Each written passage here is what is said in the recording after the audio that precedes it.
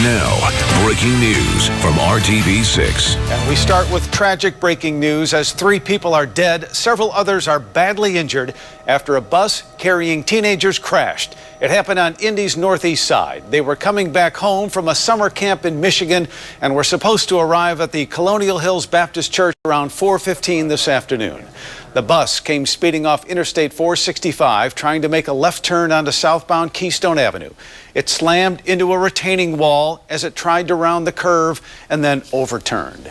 We have live team coverage of this deadly bus crash. We have an update on the victims in hospitals, reaction from members of the church where the bus was supposed to return, and the investigation into the crash. RTV6 reporter Ebony Monet begins our team coverage tonight with the latest on the crash and accounts from eyewitnesses. Ebony.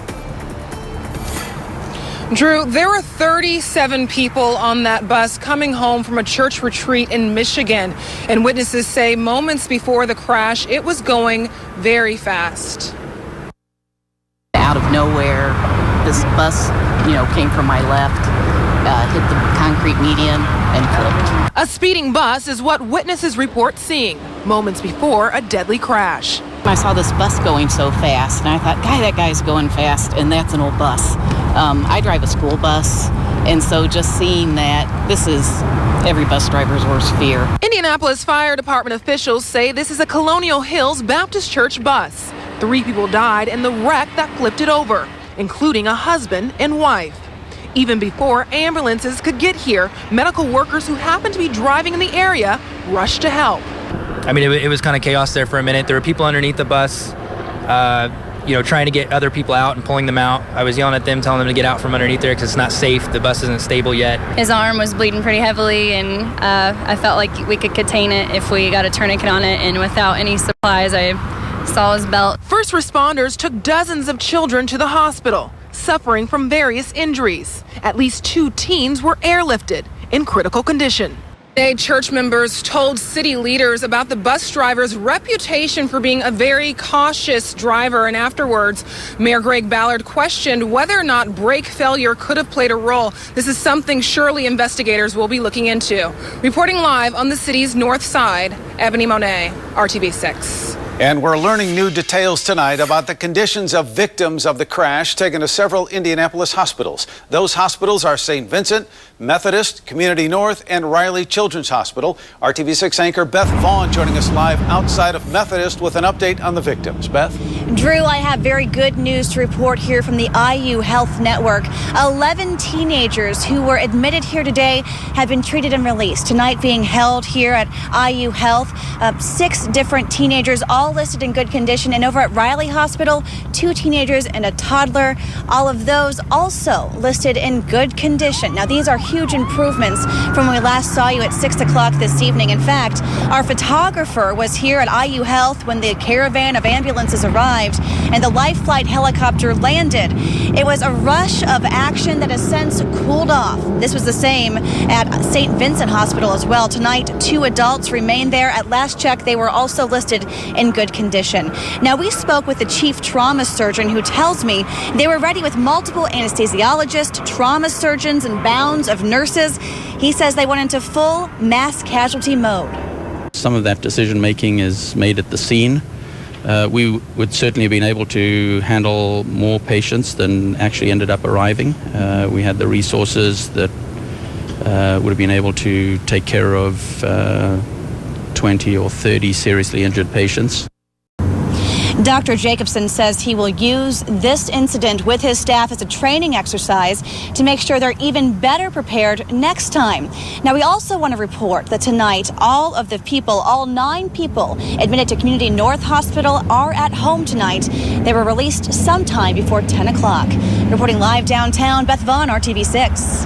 That is some good news, Beth. Thank you. Prayers. That's what the pastor and the deacons say their church family needs most right now.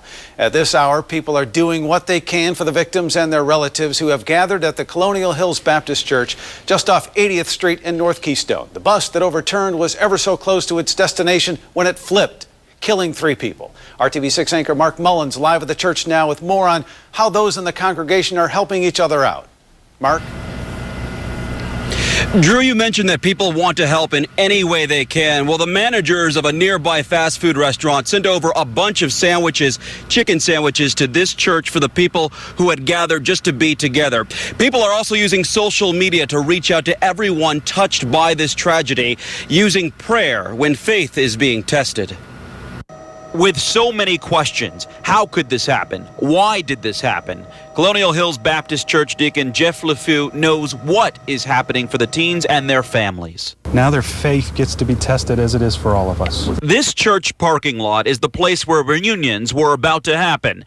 Deacon LeFew couldn't wait to see his daughters. He was waiting with his wife for the buses to pull up. The small yellow bus showed up, and we noticed immediately that all the kids were screaming through the window and out the window, and that wasn't normal.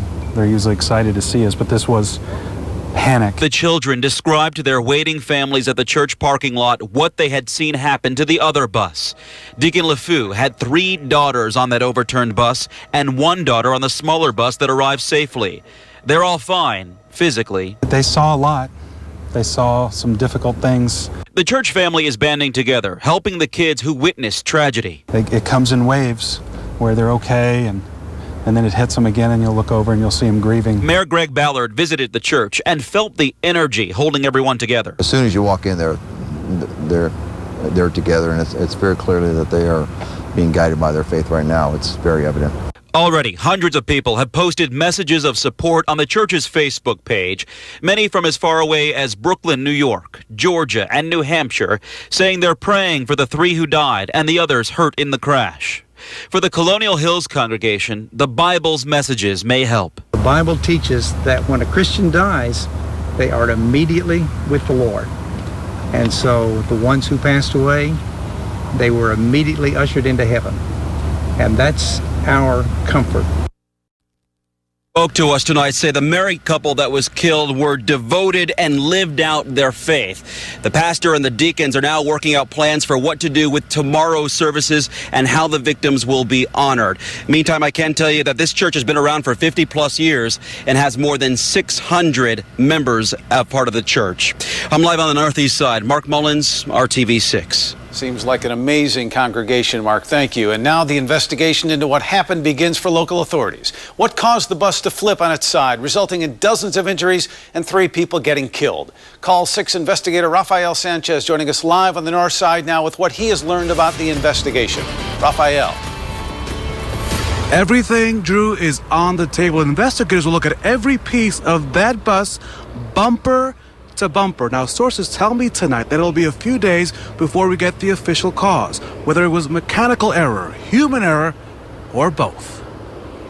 The focus of the investigation will be on the man behind the wheel of the church-owned bus and the vehicle itself. The Metro Police Fatal Accident Reconstruction Team, known as FACT Team 6, spent hours taking pictures, measurements, and witness statements. Public Safety Director Troy Riggs tells the Call 6 investigators that police will pinpoint the cause. They're going to look at any type of evidence on the pavement, any type of impact evidence on the sidewall or on the bus itself, and then they'll look at everything mechanical from bumper to bumper. It will be a very exhaustive investigation.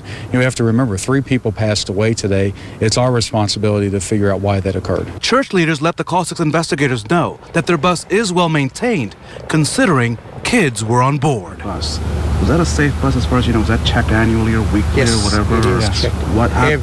All the checks. Right, we will. We could assure you all the T's were crossed and the I's dotted. We want to represent to the community that we're diligent, and those that are responsible for that go above and beyond the call. Back live here in the city's north side, as you can see, the bus still remains here at the intersection. It will be moved shortly to an undisclosed secure location. Drew, similar to what we saw after the State Fair rigging collapse back in 2011. Now, at that secure location, investigators, you can imagine, will continue to do their work because you can see it is nighttime here. It is very hard to inspect that bus. So at that location, they will continue looking at all the pieces bumper to bumper. Their work will be of interest more than likely to an insurance company who will have to respond to claims and maybe even to some attorneys if this case becomes criminal or goes into a civil lawsuit. We're live in the city's north side. Rafael Sanchez, RTV6. information, Raphael, and more details now on Camp Kobiak in Michigan, where the bus was coming from. The trip from the Colonial Baptist Church on the northeast side to Camp Kobiak is about 370 miles. Now we're going to take a look at a map that illustrates the route, and you can see Detroit is going to be there to the southeast. There you go. There's the map. Now there's Indianapolis, and you see Detroit right there, and then Camp Kobiak to the northeast of there, and actually not too far from Traverse City, Michigan, so pretty far north in the state.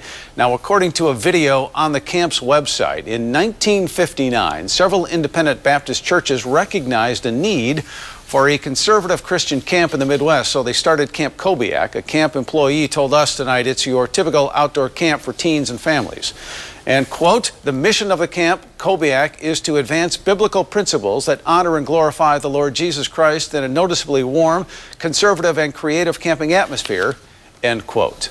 This story will continue to develop as the investigation into the crash begins to unfold over the next few days. For the very latest on the crash and the victims' conditions, stay with RTV6. You can visit theindychannel.com or download the RTV6 mobile app right to your mobile device. Straight ahead, new details on the man who may be to blame for a deadly boating accident in New York that killed a bride-to-be. And details of a bloody day in South Florida as a man goes on a shooting rampage. Have you stepped outside lately? It's getting cool, especially by July standards. We're already into the 50s in Lafayette and Muncie. Could it be a record chill by Sunday morning? Your forecast just ahead. Speaking of cool, how about this for a cool way to arrive at Colts camp? Reggie Wayne. Later in sports, we look at the day one for the team in Anderson. Continuing with breaking news, 3 people are dead, dozens are injured after a bus carrying teenagers returning from a summer church camp in Michigan overturned just minutes from home. The bus came speeding off Interstate 465, trying to make a left turn onto southbound Keystone. It slammed into a retaining wall as it tried to round the curve and then overturned. We know that 2 of the 3 people that were killed are husband and wife. Right now, there are 6 teenagers at Methodist Hospital in good condition. 2 teens and a toddler remain at Riley, also in good condition. 10 teens have been released from the hospital. The bus was about a mile from Colonial Hills Baptist Church, its destination. The investigation into what caused this crash has just begun. Stay with RTV6 and download the RTV6 app for the latest information on this story. And we're watching a developing story out of South Florida. Authorities say a man living with his mother in an apartment complex set their unit on fire and then went on a shooting rampage. That man killed 6 people before being shot to death by police. The 8-hour standoff with police ended when the SWAT team stormed the apartment, killing 42-year-old Pedro Vargas. All new at 11 o'clock, manslaughter charges have been filed in the Hudson River crash. The driver of a speedboat that slammed into a construction barge on New York's Hudson River, hurling a bride-to-be and her fiancé's best man into the water. He's been charged with vehicular manslaughter. Authorities say the man is suspected of operating the boat while intoxicated. The man will be transported to jail after he's released from the hospital. The body of the bride-to-be has been pulled from the water. Authorities are still looking for the best man who was thrown out of the boat. The groom and others are in the hospital. All right. Storm Team 6 meteorologist Kyle Mounts is here now. And we're talking about temperatures down in the 50s tonight? 50? Yeah. The 50s? Some of us are already in the 50s. It's July. Yeah, we checked the calendar. It is July. Yeah. It's crazy. Of course, especially this time last year when we were so much warmer. And I think people at the Brickyard are going to say thank you because it's going to feel nice. Yeah, and you know, a lot of people camping out at the Brickyard. Sure. Here's the live view from our Weather Now camera, the infield at the Indianapolis Motor Speedway. Of course, that's busy place tonight, going to be a busy place tomorrow, and hopefully you brought the blanket and several of them, because if you are camping outside tonight, it's going to be very chilly. We're already at 62 in Indianapolis, and winds out of the west-northwest at 9 miles per hour, adding a little extra bite to the air force this evening. Mentioned some of us already in the 50s. That would be Muncie and Lafayette in the upper 50s, 62 in Indianapolis, and 61 for us right now in Columbus. We do have a few more degrees to fall tonight. Our record low for tomorrow morning is 54. Forecasting in Indianapolis a low of 53 degrees, but you know, outlying areas tend to be a little bit cooler. And how about this? We could see some spots like Peru drop into the upper 40s by Sunday morning. May actually need to dress in layers as you are out and about on your Sunday, especially if you're going to be out early in the morning. 52 for the overnight low in Bloomington, 51 in Muncie. As we check out those temperatures, mentioned, of course, the Motor Speedway. If you're going to be heading out to the Brickyard 400 tomorrow, 56 degrees at 8 o'clock. We'll see those temperatures gradually warm, 66 degrees at 11 o'clock, nearing 70 at noon. And then as we go into the afternoon, we're going to start to see those numbers level off a little bit, holding around 72 at 2 and 3 o'clock. About 74, I think, will be our top number. That's going to be one of the coolest Brickyard 400s we've had. All right, 74 degrees. That will come with partly sunny skies. Any showers, I think, stay across northern Indiana. Winds out of the west at 10 miles per hour. 73, your top number in Muncie for Sunday afternoon. 74 in Lafayette, our average high this time of year. 85. We aren't even going to get there on Monday, but we will see some improvement, at least in the warming department, with some sunshine up to 78 degrees, so a little bit warmer. Your 7-day planning forecast shows that after we get through some sunshine on Monday, chance for a few showers do develop in your forecast late Tuesday. High temperatures right around 80 degrees as we go into Wednesday. A few showers linger into the morning, and then seasonal warmth will get back into the low to mid 80s for highs the end of next week. Very good. Wear your sweatshirt out to the track tomorrow. It's actually a touch cooler than our May race day, which was really comfortable. So beautiful. We look forward to that. Let's go racing. Great day out at the track today as one of Indiana's own will start the race up front. Ryan Newman setting a record at IMS. We'll have a full recap of Sprint Cup qualifying and Nationwide Series highlights coming up. Well, we're used to having pole day drama during the month of May. It's not usually the case during Brickyard weekend, but NASCAR's big stars put on a good show today at IMS, going all the way down to the very last run. We start with defending champ Jimmy Johnson. He went out early in the session, that bright blue low Chevy, going for a second Indy pole. 48 car was dialed in. NASCAR track record 187.438 miles an hour. The entire line of drivers went as still Johnson was on pole. The last man out was South Bend's Ryan Newman, the man they call the Rocket, stealing Jimmy's thunder. 187.531, another Indy NASCAR record. The margin at the end was 24 thousandths of a second. Another big milestone. It is the 50th pole win of Newman's Cup career. He's just the 9th driver to ever do that. Remember, just 10 days ago, Newman was told he'd be out of a ride after 2013 with Stewart-Haas Racing. So some drama to the end this afternoon. Others up front include Carl Edwards and Denny Hamlin, who will start in row 2. And as for Tony Stewart, car owner of the pole winner, he will start 5th himself. So here's Ryan and Smoke and our Dave First, who caught up with Jimmy Johnson. Man, I've been waiting so long for my 50th, and I've been waiting so long to win one here, and this is really special. And obviously the drama of going out last and Jimmy having an earlier draw, which I don't think necessarily mattered, but the drama of waiting and waiting and waiting. And I was watching him on TV, watching the sheet, who's next, and then we did this to him. But and it wasn't because it was him that it's gratifying. It's gratifying because it's Indy, and we won the pole at Indy. So the storyline changes to proud boss for you now. Yeah, I'm pretty happy with 1st and 5th, and Danica's run. I think we've been struggling with her car a little bit, but we'll get hers better for tomorrow too. So we're pretty happy with our teammates there. What happened there? I got beat, man. It's all good. It's all good? It's all part of it. I had a great lap. Nothing to be disappointed in that. Ryan just had a better one. So very proud of my Cobalt Tools team, and we'll go racing tomorrow and see what happens. Here's the good news. You're starting in the front row, and at Indianapolis, that can be key. Yeah, that's huge. I'm very happy to have a great starting position. I wish we had one better, of course, but we'll come out and race tomorrow. You start looking ahead to the race, and there's that carrot out there dangling in front of you to be a 5-time winner here. Can you guys get it done here tomorrow? I think the opportunities are for us. We're just going to have to go out and execute and do our best job out there to maintain strategy and what develops throughout the day. Strategy is a big part of winning here. Some other notables: Juan Pablo Montoya fastest on Friday. He will start 8th. 4-time Indy winner Jeff Gordon 9th. Defending Sprint Cup champ Brad Keselowski 12th. Earnhardt Jr. 15th. We talked about Danica. She's 33rd. Let's hear from her, trying still to get a full grip on driving this stock car.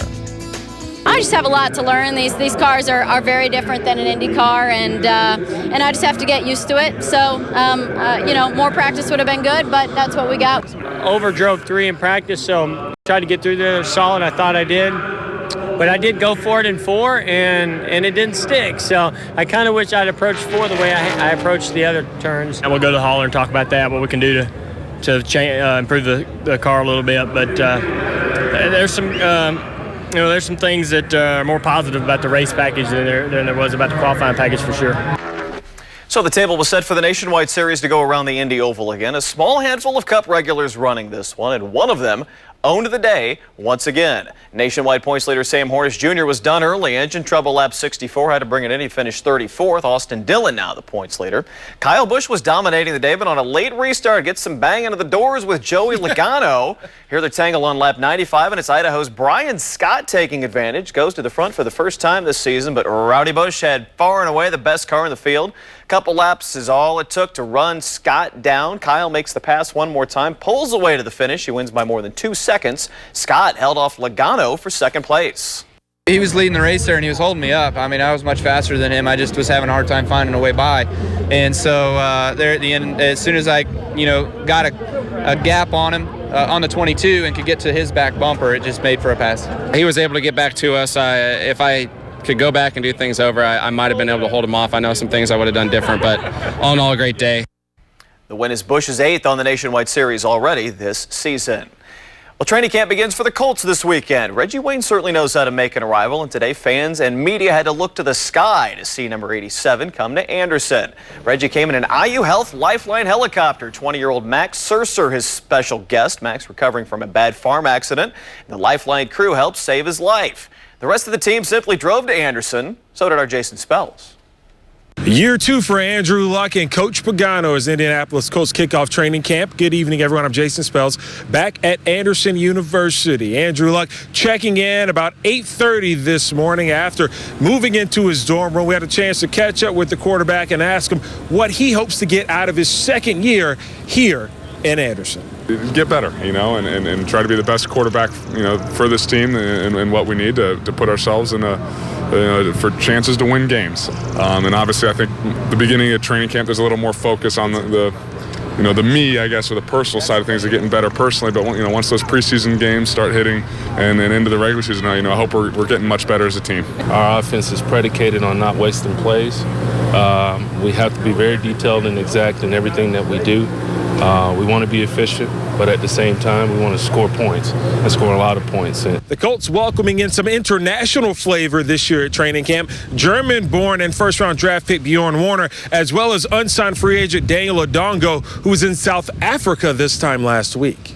Really excited. It's my first time that I have to go somewhere for training camp, So that's something new to me right away, and pretty excited about it, just the team camaraderie coming together. Well, there's a lot of things which are similar, similar positions, but, defensively where I'm going to be playing as an outside linebacker, a lot of the stuff that I was doing in rugby correlates. A lot of tackling, a lot of aggression, a lot of physicality. So I'm pretty much starting from scratch, but I'm a quick learner and I'm ready to put in the hard yards to make sure that, I'm up and ready to go when the time comes.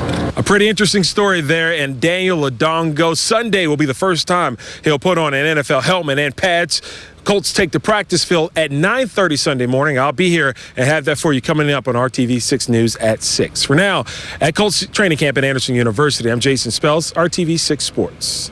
About the time we get to the track tomorrow. Good stuff. Indians lose at home tonight, 7-5 Syracuse. 2 in the 10th for the Chiefs. Same two teams Sunday, 1:30 live coverage on HTS6 Fiber Home all week. And of course, Trackside 6 full coverage of the Brickyard 400 tomorrow at 6. Looking forward to a good one out there. It's going to be great, Brad. Thank you. We're going to be back to wrap things up in just a moment. Stay right there.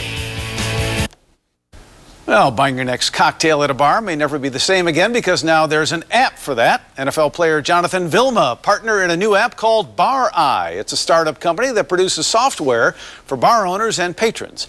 After a free download, the user can set up an account, check in, and buy drinks for themselves or somebody else at the bar. Users can also tip the bartender through the app.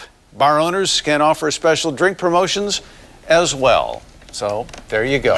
Final look at the weather is Brad's already he's almost on that app. He's almost off the clock. Yeah. We'll drop down into the 50s tonight, talking about record low temperatures, then the mid-70s tomorrow afternoon. All right, very good. Stay with RTV6 for the latest breaking news. We'll see you again tomorrow at 6. Have a good night.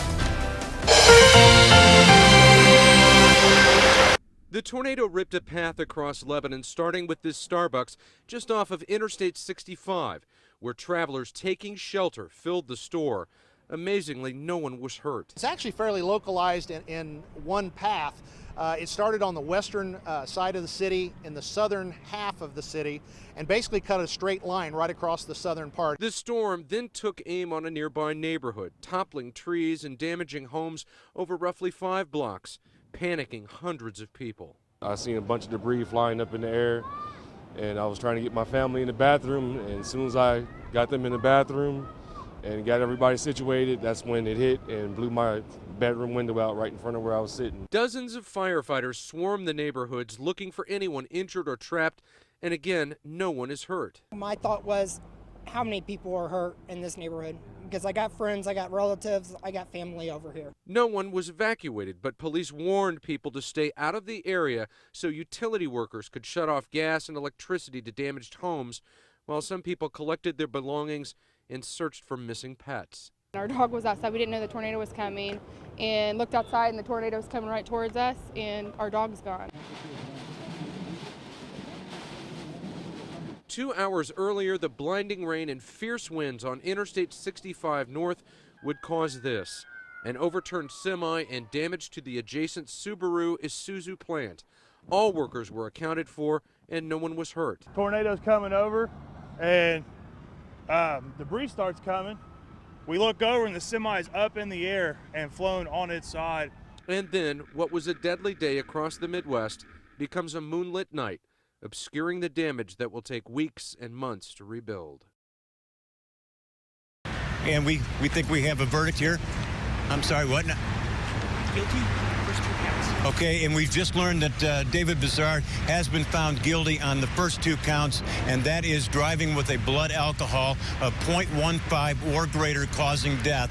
On the second count is driving with a blood alcohol of at least 0.8, causing death of Eric Wells. And so these are very significant charges, and evidently the jury has given a lot of credence to the blood alcohol results, the efficacy of its testing procedures. And so this is a very big setback for David Bizard, and these are only the first two of the alcohol-related charges, and more than likely, if they believe the first 2, then they will believe the second 4 alcohol-related charges. So again, David Bizard found guilty of the 2 most serious charges of driving drunk causing death of Eric Wells, and we expect to hear more, Mark, soon. We've got 1 house down. We have 2 others severely damaged. November 10th, 2012. At 11:11, 911 calls set in motion a response to a deadly and destructive disaster. I need water directly in the back. I need chainsaw manpower ASAP. A second-grade teacher and her husband killed. And I know I got 2 neighbors that aren't coming back. Several homes destroyed, many more damaged. 3 people arrested. 2 lived in the neighborhood. Now new video from the night of the blast. And survivors talking for the first time. I looked over and went, oh no, that's my house. But I'm looking at this going, what happened? Plus 1 year later, the trouble people are having moving back into their homes. It's frustrating. And the families on the road to recovery. We can overcome. We can overcome a stigma. We can overcome anything. From RTV6, this is a Call 6 Investigators Special, Richmond Hill, Road to Recovery. Now, here's Rafael Sanchez. Investigators call this area behind me Ground Zero. This is where the explosion occurred in Richmond Hill, south of downtown Indianapolis.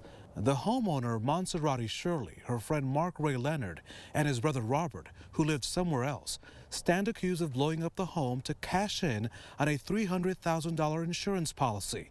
A 4th person is still wanted. DNA belonging to the man was found on the door of the home Shirley owned. The criminal cases are a constant reminder of the sights and sounds impossible to forget. A night when people ran from the flames and held on to faith and family. The moonlight's surrender to daylight lets Christina Hunter run while the crickets roar. For me, running has always been a thankful exercise. It's her time to re-energize and reflect on a year that took an unexpected twist. A lot of people thought an airplane had crashed into the neighborhood. Christina and her family have lived in Richmond Hill for 4 years. Their house was one of 125 homes in the neighborhood that stood before 11:11 p.m. on November the 10th, 2012. On that night, Few knew the house at 8349 Fieldfair Way was filling up with gas. Next door, at 8343 Fieldfair, the Olvey family was hanging out in the living room area. Glenn Olvey did not umpire softball as usual that day and spent the night with his wife and 2 teenage daughters. Across the street, at 8330, 2 cakes were cooling off for a church celebration the next day. Michelle Smith plays piano at worship service and planned on watching some Saturday Night Live. But at 8336 Fieldfair, something strange was happening in Mavis Byers' home. She began videotaping her usually tame poodle. Snuggles was jumping on the furniture and running to their front door. Mavis now thinks her dog could smell the gas that was building up across the street. Down the street at 3953 Towhees Drive, Doug Aldridge had just finished watching the Notre Dame game. At 4012 Armada Drive, it was time to go to bed. Ben and Leslie Melvin had spent most of the evening at a fundraising gala at the Armory in Franklin. Next door at 4018 Armada Drive is where Christina lives with her husband Nick and their 2 children Molly and Jackson. They were not home at 11:11. That's when 8349 Fieldfair Way shattered into pieces. It was the unthinkable. We've got 1 house down. We have 2 others severely damaged and possibly 2 others minor. Christina and her family were camping in Johnson County. Once they heard what was unfolding in their neighborhood, they turned to their smartphones to pull up their security cameras. We could see the smoke, we could see, we could hear people, and then all of a sudden it went dark. They'd installed cameras months earlier due to an attempted robbery. So for the first time, we now see and hear the boom and flash of light that forced many people out of their homes.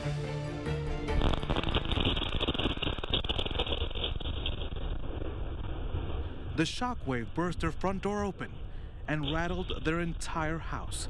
Another camera in the kitchen captured this. In the aftermath, $74,000 in structural damage. For me, it was a holy cow moment. It was an eye-opener. Their surveillance system would also record their neighbors, who instead of just running away, stopped to check in on their well-being. Hello? Anybody home? Anybody home? Please tell me if you're home. Hello? That was something. That neighbor, Ben Melvin, before fleeing from the flames visible from his home's picture window, Ben ran to the hunter's home. I just, made sure that my family was okay, and I knew that obviously someone needed help. Hello? I don't even know why I did it. I just did. I can say that we are blessed. Not only because we got to see that kind of spirit and that kind of courage, but we're blessed because through this we've gotten to know even more of our neighbors that go to and rush in and don't run away. Christina's route, her routine, provide daily reminders, though it's never easy to pass the property where her neighbors died. We mourn. We mourn for their families. We mourn for, that's a loss, an unimaginable loss. So she runs, not from what happened, but to what lies beyond the horizon. A big benefit or a big waste? Our Call 6 investigators uncover problems at a brand new parking garage you help pay for. Problems that have the owners taking action. What's more, some say few people are even parking there. Call 6 investigator Kara Kinney now with why some are calling it a waste of money. The Broad Ripple parking garage cost $15 million to build. The city shelled out $6.35 million of that. That money came from selling the city's parking meters to a company called ACS. It's the public's money that went into this garage, and we found it's often completely empty. It opened May 2nd to a lot of fanfare. A big selling point, getting cars off neighborhood streets. Where they're going down the street to a restaurant, they're not parking 3 blocks deep into the neighborhood. Fast forward 5 months, and we found people still parking in neighborhoods on Friday and Saturday nights instead of the publicly funded garage. Nick Browning lives on Guilford. Have you noticed a reduction in the number of cars parking on your street? Not at all. I've seen just as many as ever. We wanted to find out how many people are parking in this publicly subsidized space. So the Call 6 investigators requested parking figures from the city and the owner of the garage, but no one would provide those figures. So we counted cars at all hours of the day and night. Saturday, September 28th. The garage has 328 paid spaces. In our 24 tests, the garage was 6% full on average. If you count just the peak times around 11 p.m. on Fridays and Saturdays, the garage was still 20% full on average. And there's an old expression, we tried to tell you so. Clark Kahlo was one of the vocal opponents to the garage and says it was never needed in the first place. I think the garage is floundering. These specially trained dogs are deployed every day inside Indiana prisons, and they're sniffing only for cell phones tucked inside inmates' cells. But the phones they're not finding are being used by convicts to terrorize a growing number of families on the outside. I just feel like we're all prisoners. Rather than him being a prisoner, I feel like our whole family is imprisoned.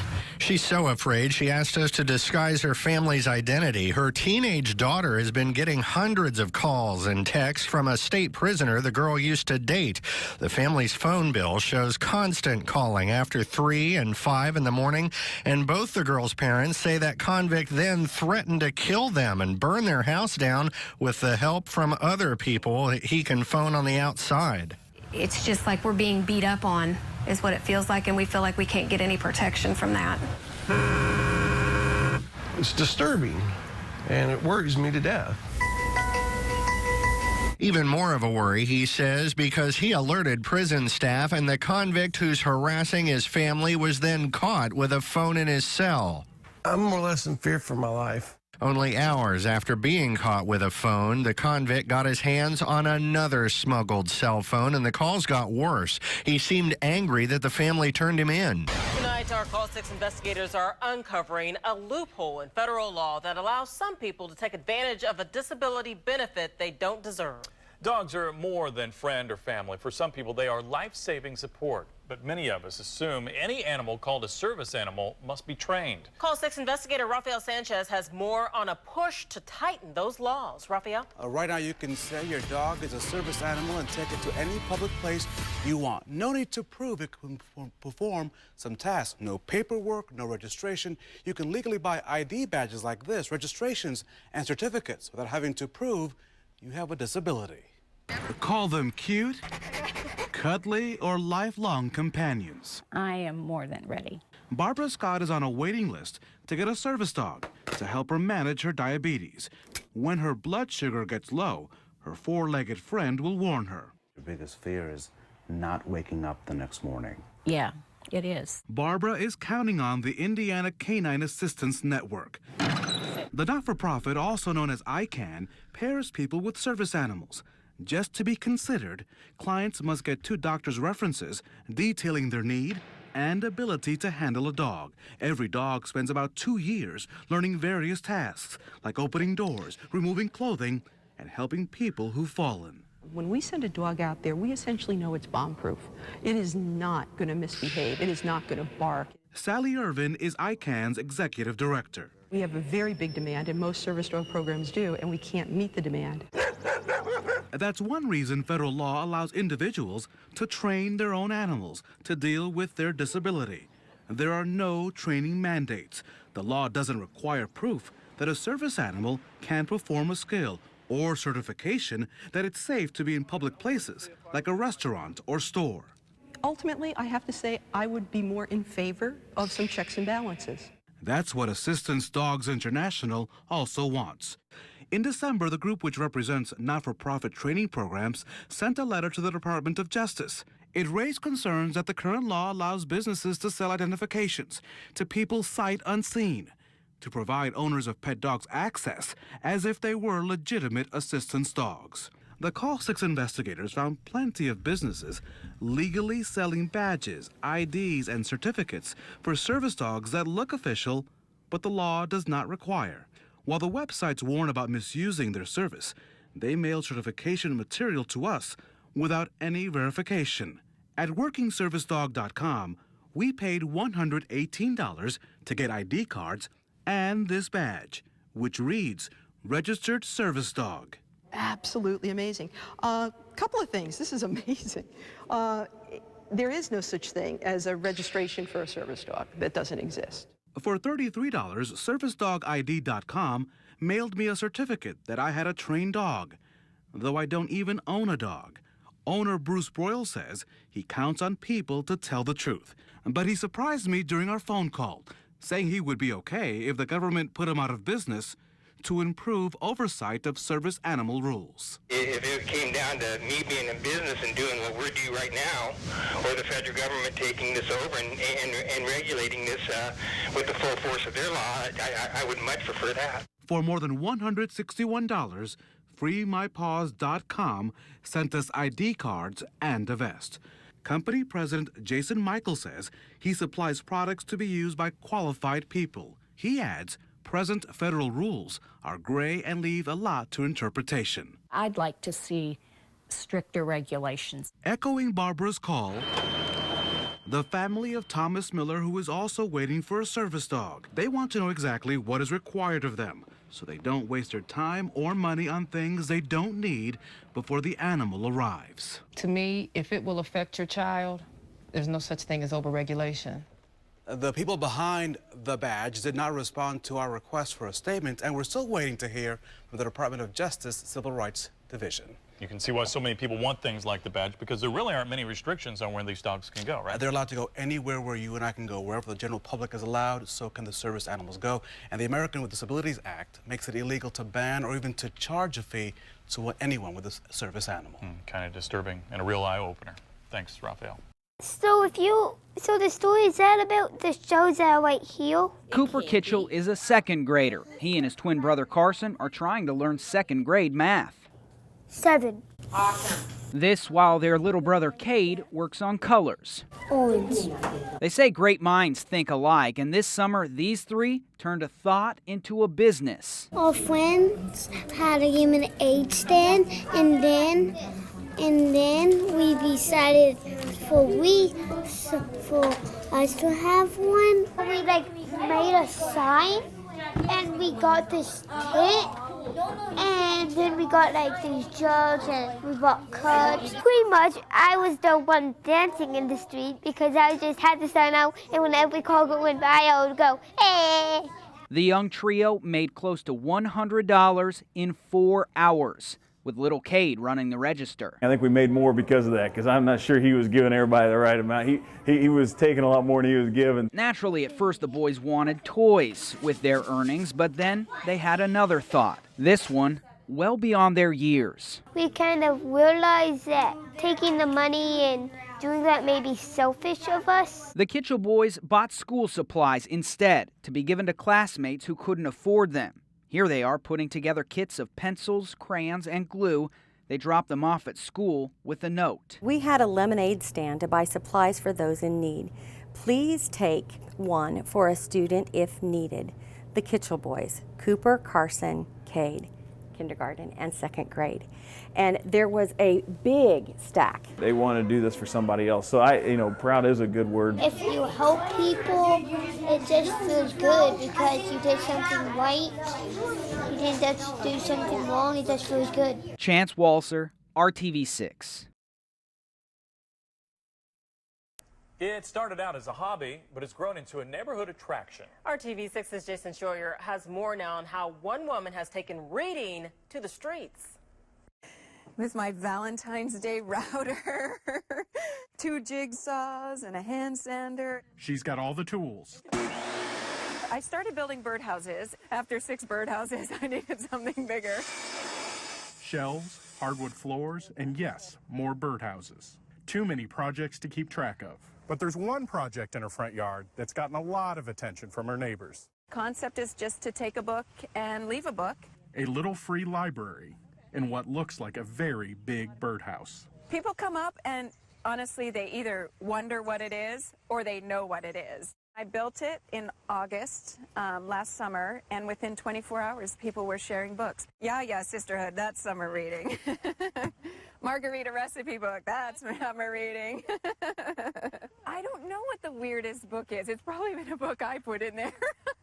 First time we noticed it, we were just walking the dogs, and never seen anything like it. And so then we went back and collected a few books and made some donations. How about this? I'll even show you. This is kind of funny. So this is the book we donated to the thing. So I don't know if that's a good sign that it's still in there after all this time. No library card needed, and more important, no late fees. There's a lady who says her husband reads one book a year. He comes to the library, picks out his one book a year, and he'll return it at the end of the year. Being a Little Free library steward has allowed Michelle to help build something special. You know, you feel good. I mean, it's a great sense of community, and it's really great that it's in the neighborhood. It's been a great community. Little talking point. Oh, you're the one with the library. That's how they know me. It makes us proud, and just glad to be part of it all. In Indianapolis, Jason Scheuer, RTV6. How cool is that? There we go. You've seen the girls over the years do it, and it's kind of gotten more of a big deal. So we're gonna do the same thing, but no smile now? It's their senior photo shoot. Perfect. When you get to, enjoy it and dress up and, look pretty, and it's just fun to have a day that's all about you. Hannah Frazier and Olivia Lee are going all out to capture this special moment in time. And we did the waterfall, and I loved that. And then after, I threw my hair up in a towel, and Marcy loved it and took a picture of it. They want outside. They want variety. They want to feel like America's Next Top Model for the day. And that's what we want to give them. At Marcy and Victor Photography, It's not about just the yearbook picture anymore. Look up. It's about a whole fashion day experience. seniors can use a makeup artist, pick from a room full of accessories, and pose in a variety of scenic settings. Depending on how elaborate the production, Just keep that look right there. No smile this time. parents can find themselves Beautiful. shelling out a few hundred to several $1,000s. I try to be somewhat reasonable, but definitely spend more than what I thought I would. I can now bring your chin down. But some call the photos priceless. That's beautiful. I told my husband, I think I'm gonna, buy them all. And he said, we're not spending that on pictures. We didn't do that for the boys. So I said, okay, well, come out here to the computer and tell me which ones you don't like. So I'm flipping through, oh, that's good, that's good. We bought them all. This is actually an app. Digital images have changed the game, offering a new view of the traditional photo. Photographer Kim White says many seniors today want that perfect photo to post on social media. Just by pushing a button, they can share it on Facebook, they can tweet it, they can send it as a text message. It used to be that it was 8x10s, 5x7s wallets. Now what we're seeing is more things that showcase lots of their images, like books. Okay, a little bit further out. Senior Carly McKay turned to Kim. Good. That's it. For variety. I wanted both winter and summer ones just because, why not? She wanted creative photos, but not too glamorized. She admits some seniors do go over the top. Not saying that I didn't like their photos, but I just kind of looked at them and I thought, oh yeah, that is you, but I don't recognize you in it. Carly has pictures she and her parents are proud of. Just a little bit of a great reward for all of her hard work, her dedication that she's put into school. All right, here we go. And she ended her senior photo shoot with a smile. I knew that I had all these amazing photos that, I would keep for a long time.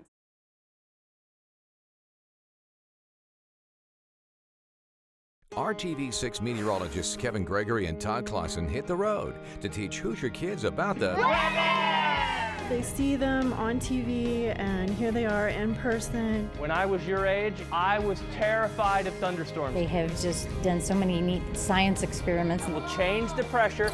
The kids don't even realize they're learning science, they're just enjoying it. It's on their scale, a younger level, and make them interested the rest of their life in the weather. Kevin Gregory's Weather Camp, sponsored by Royal Spa. May. It's the dawn of dreams, desire, and destiny. For over 100 years, the Indianapolis Motor Speedway is the ultimate test of man versus machine, always pushing the limits of the racing capital of the world. So who's next? Who will add to the lore? The journey towards the 97th running of the Indianapolis 500 begins tonight on Trackside 6. From RTV6, the only place to see the race. This is Trackside 6.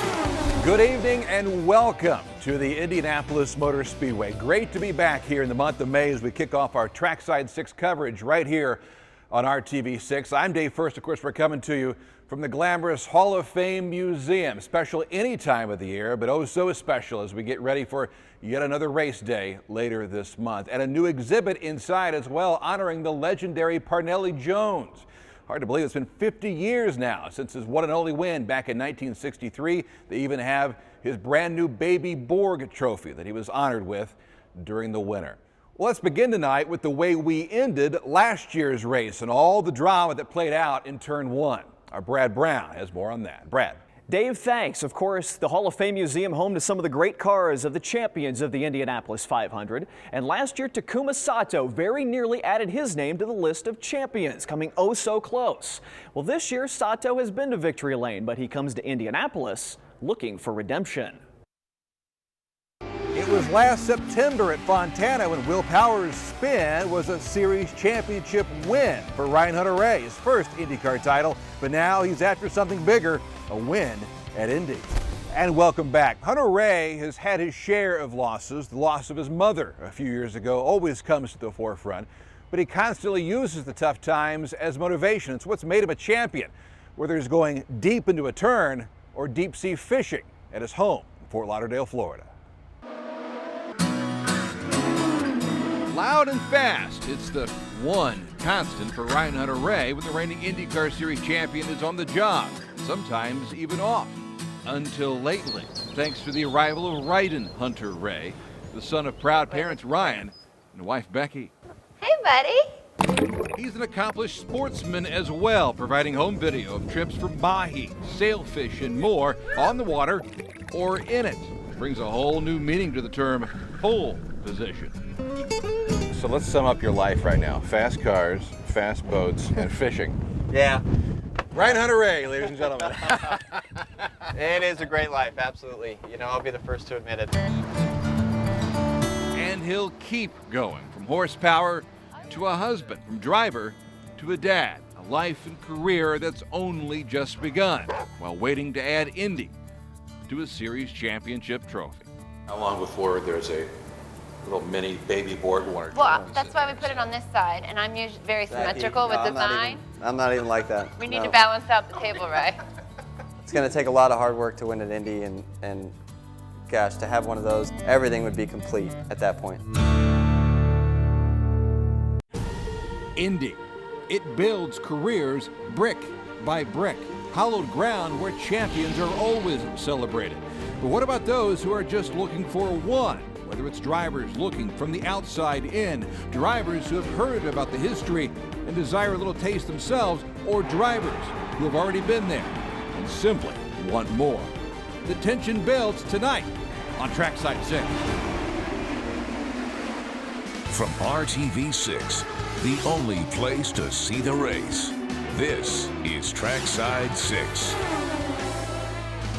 Well, another reminder of just how dangerous this sport can be. 21-year-old rookie Connor Daly of Noblesville gets loose through turn one, tries to correct, didn't work, slaps the wall. The car actually tips up on its side for a while before coming to rest in turn two. And for our purposes tonight, the four living three-time champions, an exclusive gathering where three's company.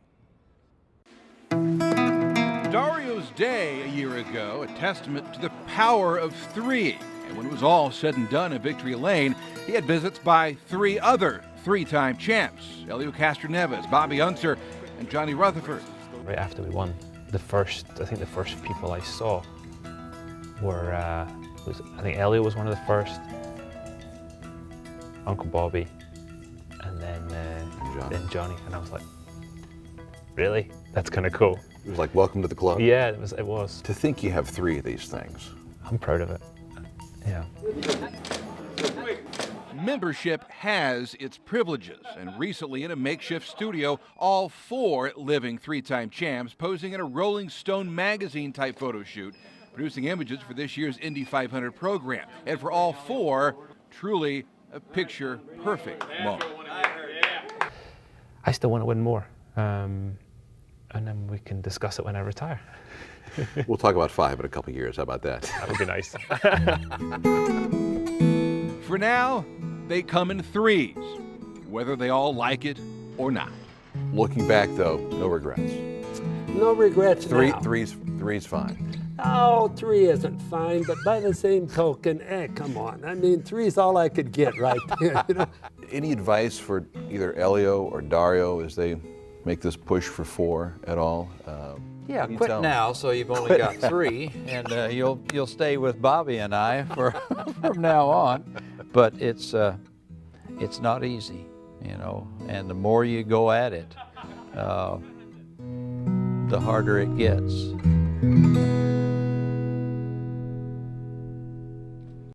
For over 100 years, it's been the dawn of dreams. The starting line for heroes, the finish line for legends. Who's ready to join them? Is it a boy from Butler who's learned there's no I in team, or the son of a champion? Can Bobby's boy follow in the footsteps? Or is it the iron will of IndyCar's Iron Man? We'll set the stage for more magical moments tonight on Trackside 6. From RTV6, the only place to see the race, this is Trackside 6. You know, before we get to the greatest spectacle in racing, the city hosts some of the greatest spectacles and fundraisers. And tonight at the Crane Bay, no different, the third annual Yellow Party. It's Racing for Cancer's biggest annual fundraiser, hosted by the Rating Series champion Ryan Hunter-Reay. Tonight, Tony Kanaan, IndyCar's Iron Man. If practice makes perfect, then Tony Kanaan should barely have a blemish. At 38, he's now in his 16th season of IndyCar. Very little is new to the 2004 Series champion, at least on the track. Off it, a different story. He married longtime girlfriend Lauren Bolander in the offseason and also built a new South Florida home. I love right by the front door. You walk in, boom, look at this. By design and agreement with his wife, there aren't a lot of racing items in the house, but a one-of-a-kind helmet collection makes up for it. For the fans that are really hardcore fans in racing, when they see this, people go like, whoa. You got enough TVs over here? 3 TVs, enough for any taste on any given day.